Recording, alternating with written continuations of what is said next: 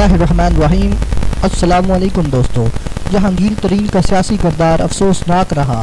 तहरीक इंसाफ के मारूफ रहनुमा खुलकर मैदान में आ गए। वीडियो को देखने से पहले प्लीज़ हमारे यूट्यूब चैनल अनमोल मोती को सब्सक्राइब ज़रूर करें।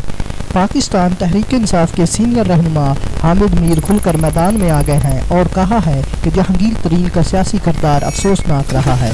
उन्होंने पार्टी को तकसीम कर दिया है।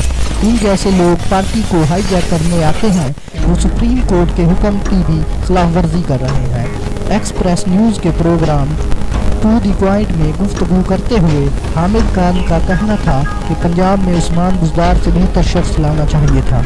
इमरान खान इनकी वकालत न करता तो अब तक तारीख का हिस्सा बन चुके होते। इमरान खान को कुछ हुआ तो जहांगीर तरीन जैसे लोग छोड़कर भाग जाएंगे।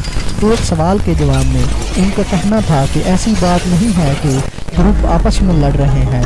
पार्टी में 2011 तक कोई धड़ेबंदी नहीं थी।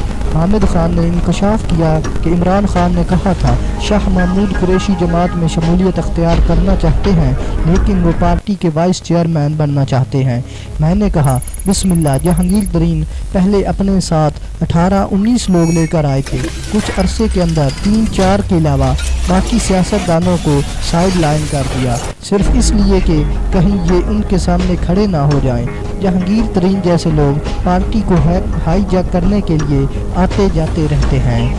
एक्सप्रेस के मुताबिक इस सवाल पर कि जहांगीर तरीन पार्टी चला रहे हैं के जवाब में हामिद खान ने कहा कि अफसोसनाक बात है कि सुप्रीम कोर्ट के फैसले की खिलाफ वर्जी हो रही है। जहांगीर तरीन के जुराइम बहुत बड़े थे और सुप्रीम कोर्ट ने सज़ा कम दी। इमरान खान बज़ाते खुद बहुत नेक नीयत, अच्छा मिजाज, अच्छी सोच और फितरत रखने वाले इंसान हैं। हम इमरान खान और अपनी पार्टी की कामयाबी चाहते हैं। हामिद खान ने कहा कि इस वक्त इमरान खान से बेहतर कोई मुतबादिल नहीं है। अगर वीडियो अच्छी लगे तो प्लीज़ हमारे यूट्यूब चैनल अनमोल मोती को सब्सक्राइब ज़रूर करें। शुक्रिया।